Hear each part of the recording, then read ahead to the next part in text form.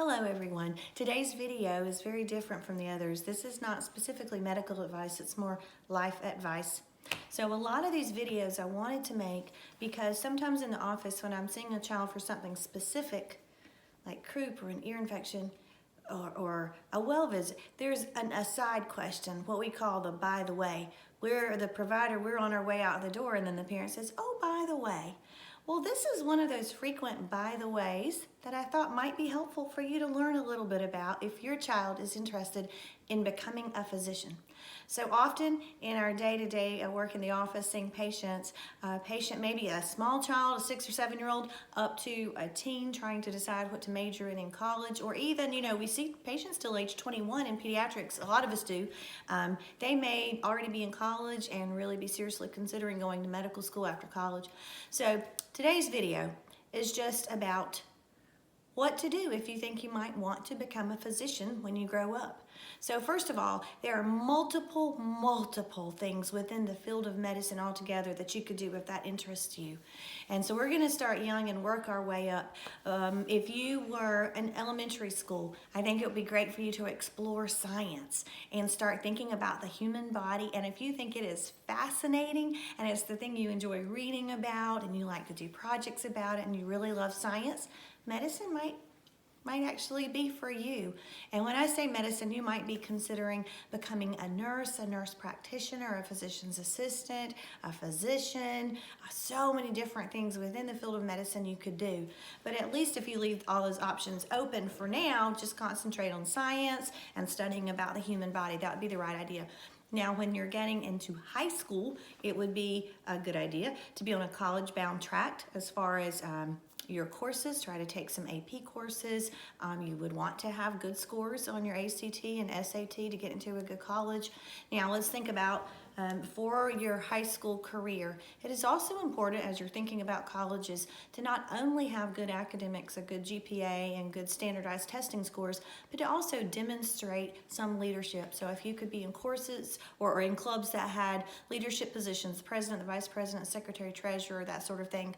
Also, if you could think about doing some community service of some sort, you could work in a soup kitchen or help clean up a neighborhood, or there's so many wonderful projects available. You could do mission trips, both in the United States or even foreign mission trips to third world countries and things like that. That would be excellent.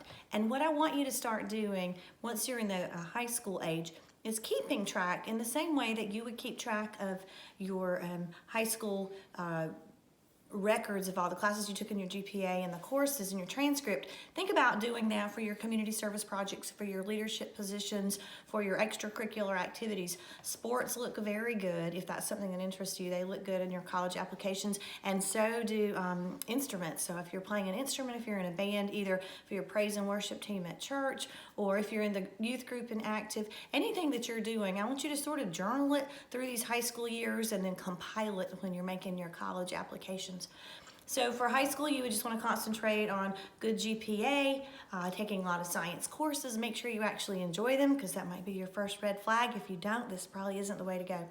Now, when you're looking at which college to pick for your undergraduate, my usual advice is it's probably easier if you're certain you want to do a medical field after undergrad to think of a science major. A lot of people major in biology. I majored in zoology, which is just biology without the botany, so it seemed to make sense.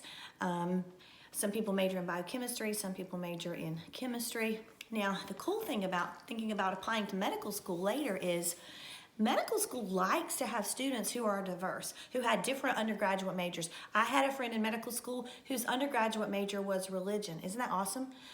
But remember, she was rather brilliant, and she chose to do all hardcore science courses for her electives. So she really had no fluff things she could do, because she was doing all of her major courses in religion, and then all of her electives had to be organic chemistry 1 and organic chemistry 2 and biochem and biology and anatomy and physiology and physics and things like that. So if you decided to do a non-traditional major, just know that you'll need to fill up all your electives with some really hard lab science courses.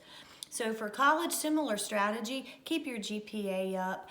Everything's preparing you to take the MCAT, the Medical College Admission Test, that will help you get into medical school when you apply. Many colleges, I went to NC State undergrad, and at least right now for the state of North Carolina, they put the most students into medical school than of any other undergraduate place in North Carolina, which is cool. But it is a large university. If you're looking at colleges and thinking about cost, many times state schools are your best buy. However, remember, a lot of private schools have deep pockets sometimes and are able to provide more scholarship money. So I don't want you to discount the private schools. Apply to several and see which way may be your best option financially to help your parents out and to help yourself out so you won't have as many student loans to look at later. Student loans, by the way, this does have a big role to play in some of your decisions because the years of commitment to education to get to the point of being a physician can rack up some big loans and some big debt, and that's a concern. So if you can get college credits from the AP courses in high school, awesome. I know of some students who do combined or dual enrollment with a local school and can get even as much as an associate's degree the first 2 years and knock out all of their gen ed courses before they get to their major courses, and that could save some money as well. So for undergrad, whichever school you decide to go to, if you do a science major, keep your GPA up. Still look for opportunities to be somewhere, even if it's peripheral, in the medical field. Some hands-on experience, practice being with patients. Make sure this is what you really want to do because you are going to need some motivation to get through all these years of education. You're going to need to love people and really care about them and want to be with them and want to form just relationships with them and take care of them and love on them some. So if you really hate being around people, this might not be a good career path. So we're looking for people who love science and who love caring for people. Now, as you're writing essays through all these different steps, getting into college, and then eventually getting into medical school, remember that most everyone on their medical school entry essay is going to say, I want to be a physician because I care about people and I want to help people. And that's awesome, except that everybody's going to say that. So if you can think of any way to make yourself or to convince the people on the admission board that you are unique and different, qualified, good scores, good testing, but also different, and that you really care about people, and with genuine examples of essays that really show who you are as a person and what you've been through in your life and why you would be qualified for that position in their medical school. So the way it all works out is after you graduate from high school, you need an undergraduate degree, typically a 4-year degree from a university. Then in your senior year, you apply to medical schools. Some schools will provide a composite recommendation letter. At other schools, you'll just have several of your professors that know you the best provide a letter. And then you apply to as many schools as you want, but there are fees for the application. So you want to stay sort of realistic based on your your MCAT scores and your GPA. So once you apply to medical school and then you find out which ones you got into and you have to pick where you're going, you may want to also consider what their primary philosophies are. So for example, I went where which school provided the best scholarship, so I was very blessed and the Lord was good to me, and I got a full scholarship to Duke University School of Medicine, so I went there.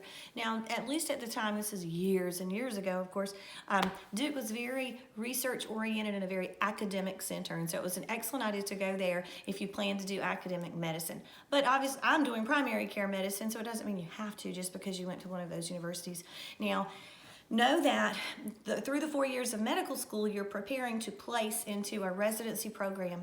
So the general rule of thumb is the higher the quality or the better the reputation of the medical school, the more likely you are to get your first or second, your higher choices in the match, which matches medical students, 4th-year medical students, to their residency program.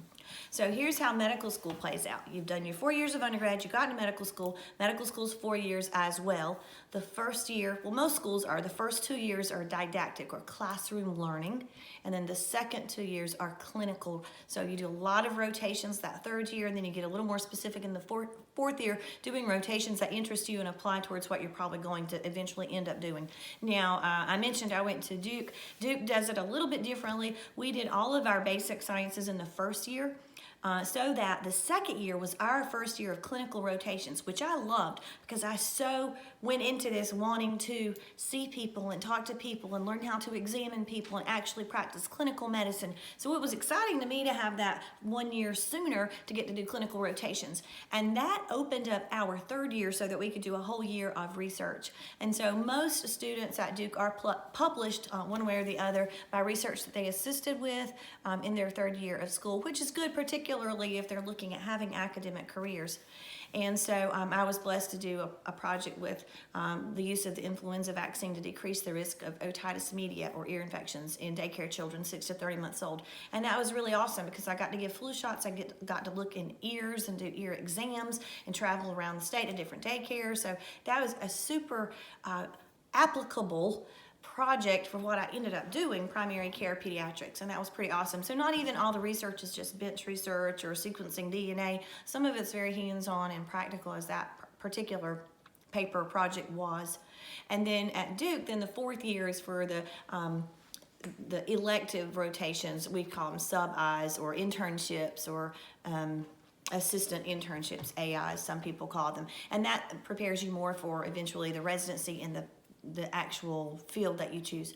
So I had initially started medical school thinking I wanted to do either family practice or OBGYN, but very quickly figured out, oh my goodness, my passion and my love is just for children. I'm so pleased that I picked it. So if you're considering what field of medicine you want to choose, of course I think pediatrics is by far the best because the patients are cuter and smaller, their body fluids are less objectionable. Everything that we do in the way of preventive medicine has huge years of impact down the road, like vaccines.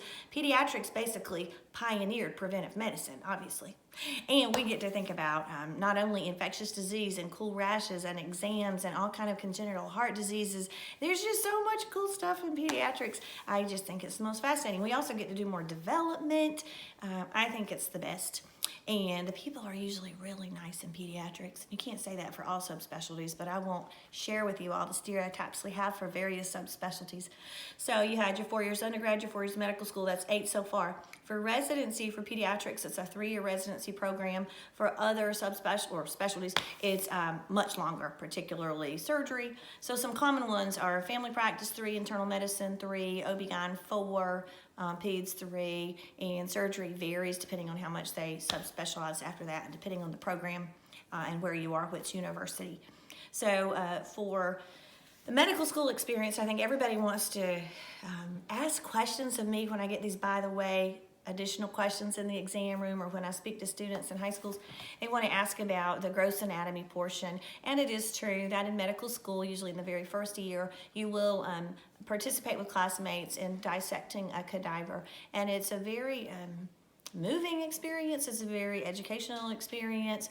At Duke, everybody teased me because we divided into tables based on height, and I'm 4'11", so I was with some very, very motivated and brilliant Asian women.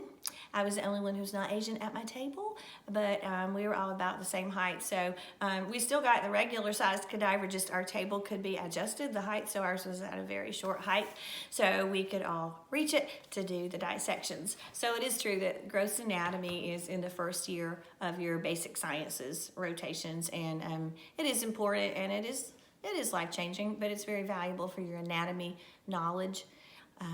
And I think that's probably what I get the most questions about for that first year of medical school. And then for residency now, so after when you're senior or your 4th year or your final year of medical school, you apply to whichever residency programs you want to attend. You interview with them, and you decide if you like them, and they decide if they like you, and then there's this huge match. If I remember properly, the results come out in March. And it's the strangest thing because you're this 4th year medical student, so you would be 18 plus 8 years, so you're about 26 years old, and you don't know where you're going to live that summer. It's March, and you're going to need to move in July, and you don't know where you'll be moving to depending on where you match.